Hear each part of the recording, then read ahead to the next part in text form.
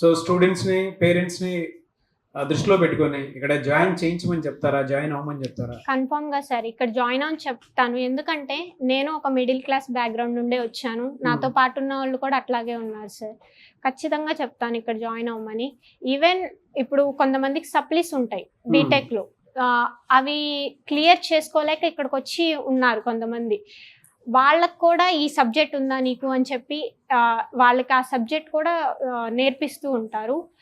మాకు శివరామ్ సార్ ఉంటారు ప్రాక్టీస్ సెక్షన్లో. ఆయన మాకు ఫ్రంట్ ఎండ్ చెప్పారు సార్. ఫ్రంట్ ఎండ్తో పాటు మాకు పైథాన్లో ఏదన్నా డౌట్స్ ఉన్నా సరే, ఏమన్నా ఉన్నా ఆయనే చూసుకుంటారు.